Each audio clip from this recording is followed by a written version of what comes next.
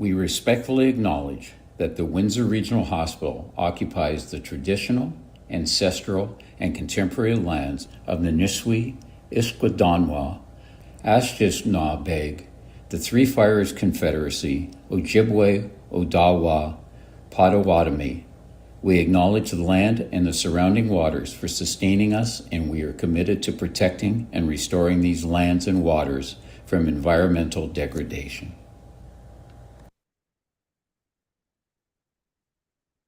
Good afternoon, all. Welcome to the October 2nd, 2025 board meeting of the Board of Directors of Windsor Regional Hospital. I will call the meeting to order. It is now 5 o'clock. Does anyone have a declaration of conflict of interest, you would declare it now, or if something arises during the meeting, please declare it then. First item on the agenda is the previous minutes. May I have a motion to approve the previous minutes of the meeting held September the 4th, 2025? Cindy, seconded by Paul. Any questions or comments? All in favor? Opposed, if any? Motion carries. The next item on the agenda is the report of the President and CEO, Karen Riddell. Okay, thank you, Mr. Chair, and I'll just wait for Justin to pop my presentation up on the screen for me.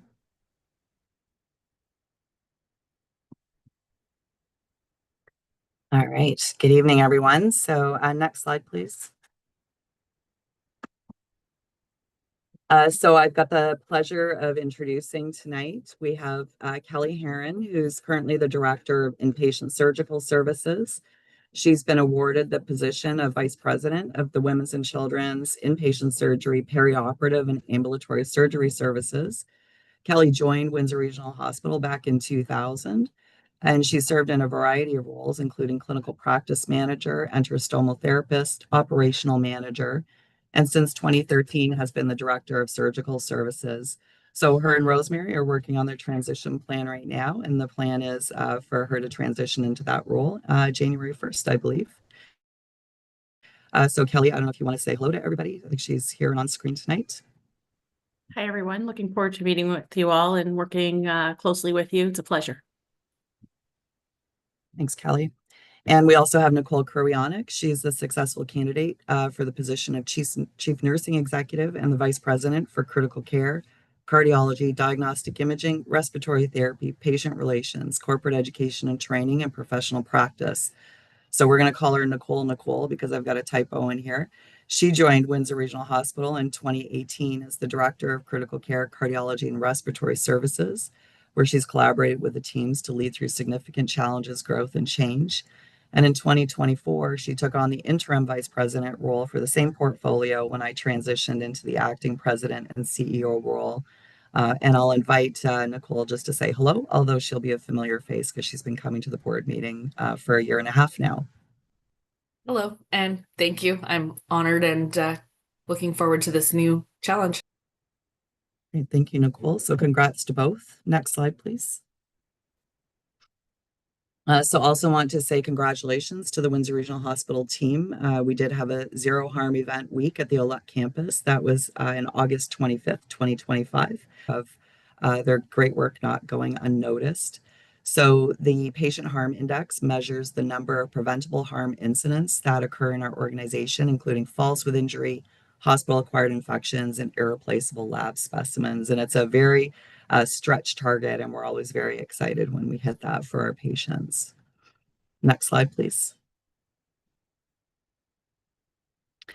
We also just recently celebrated the National Day for Truth and Reconciliation on September 30th. So this colloquially known as Orange Shirt Day. And this is a memorial to recognize the atrocities and multi-generational effects of the Canadian Indian residential school system. So on Friday, September 26th, we gathered to honor the children who never returned home from residential schools, survivors of residential schools, their families and communities, with a sacred fire. And this gathering involved a traditional opening with lighting of a sacred fire, teaching on the sacred fire in moments of personal reflection. And what a sacred fire does is it allows healing to take place and symbolizes the overall respect Indigenous peoples have for their responsibility following the original instructions from the Creator. A firekeeper carefully attends to the fire and never leaves it. Sacred items may be present for those teachings, and only Indigenous medicines, such as traditional tobaccos, sweetgrass, sage, and cedar, are offered as offerings of prayer. And on Tuesday, September 30th, in addition to our staff wearing orange, we hosted a traditional dance and smudge ceremony to commemorate the day in the spirit of reconciliation at the Olette campus in the courtyard in the morning. I do want to give special thanks to Audrey, Arlene, Stephanie, and Laura for all of their hard work coordinating these events, in addition to Sarah Mushtag, who was integral in the planning. So thank you to the entire team. They were great events and very well attended by both community members and our staff. Next slide, please. We also had a check presentation from the Corvette Club. I had to squeeze in all of these great pictures from the event. Of course, one of all the beautiful cars that they drove around the campus that day. They have been supporting our pediatric oncology program for many years, and they presented a check for $40,000 from this current event, bringing their total donations to our satellite pediatric oncology program unit for cancer care to $140,000. So thank you from all of us at Windsor Regional Hospital for supporting our little ones on an ongoing basis. It really makes a difference for the care we're able to provide closer to home. Next slide, please. We also celebrated Franco-Ontarian Day on September 23rd to recognize and celebrate the rich cultural heritage, history, and contributions of Ontario's Francophone community for the province's social, economic, cultural, and political life. So this was a very special day as it marked the 50th anniversary of the first raising of the Franco-Ontarian flag, which you can see in the picture in the corner of the slide. Which was first raised September 25th, 1975, at the University of Sudbury. And it provides an opportunity for pride and a deeper understanding of the community's resilience in maintaining its language and culture.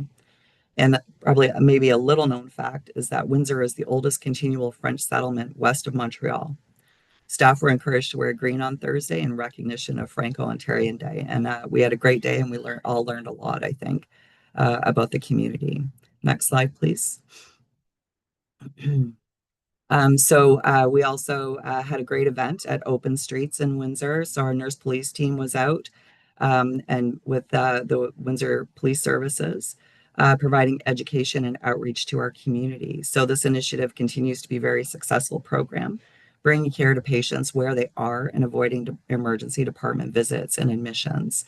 So great job to the Windsor Police Service and our Windsor Regional Hospital nurses that participate. And of course, we have to thank Jonathan, Henry, and Hugo, our mascots for the NPT. You can see them in the front of the photo there. Next slide, please. And of course, I think a lot of people will have seen this by now, but we were also at the Open Streets with our corporate renaming and rebranding team. And that really kicked us off to a strong start. So we are, as we continue on with the plans for the new hospital, with the phase 1 construction and enabling works, including the Education and Administration Center and parking garage, which is expected to begin early in the new year.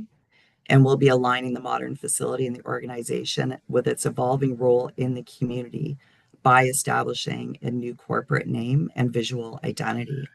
So in September, we launched the renaming and rebranding survey, inviting all staff, patients, and community members to complete and have their say.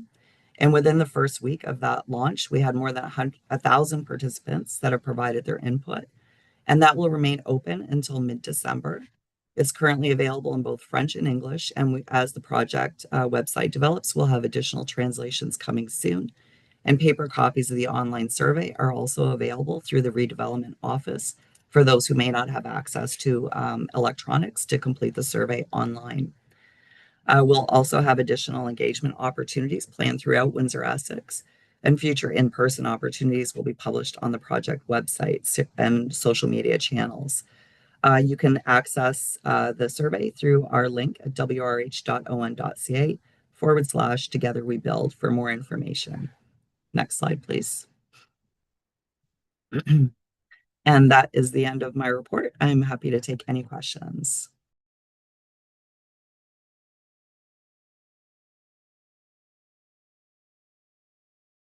think I would learn after all this time I was muted. Any questions for Karen?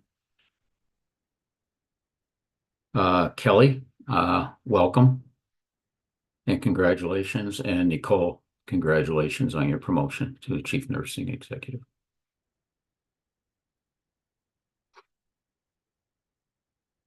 Next item on the agenda is the Schulich report. Is Dr. Jacobs on the call? No, he was unable to attend, Ian. Okay, so there'll be no report this evening.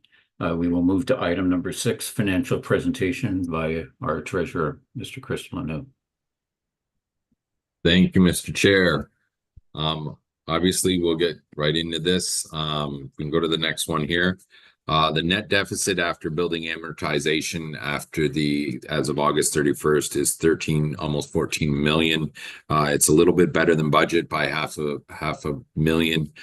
So did well budgeting, obviously not the direction we'd want it, but we are budgeting it well at this point in time. The hospital margin is a negative 10 million. It's a little about 60,000 better than plan at this point. So we can go to the next one. It'll give us an idea of some of the bigger areas or areas of concern and issue. So salaries and benefits have improved and are a combined surplus of 1.172 million. Medical staff fees are 1.13 deficit. 1.03 of that in offsetting funding, emergency and NICU alternative funding, and patient services revenue for diagnostic services are in there as well. Medical and surgical supplies have a surplus of 361,000, mainly in the perioperative program with lower than planned volumes from there. The drugs, there's a $447,000 surplus in that area. The pharmacy efficiency initiatives to reduce expired and wasted drugs has resulted in these expenses being under budget by 103,000 to date. As well, other supplies, that's $1 million, almost a 1.1 million deficit. There's no offsetting revenue there, unfortunately, and it does cover things that such as areas that we're experiencing higher costs, such as electricity, building and equipment maintenance, patient transportation, physician recruitment costs are included in that area. Next slide, we will talk about the sick time and overtime benchmarks for the month of August for the unionized staff here. Sick percentage at both campuses above the target of 4.8, with Met at 6.1 and OLED at 5.5. The overtime percentage at Met is 5.1 and OLED 7.8 versus the target of 4. So we're still up on those and working to get those back in line with the target. The next one talks about the sick and overtime benchmarks as well for the month of August for non-union. Obviously not the overtime percentage is 0, which is the target. It's extremely rare for the non-union to have any overtime in there. Sick percentage is 0.8, which is well below the target of 2.2 at this time. So that, Mr. Chair, is my summary of our financial, and I would ask that would be accepted for the report from the Finance Committee.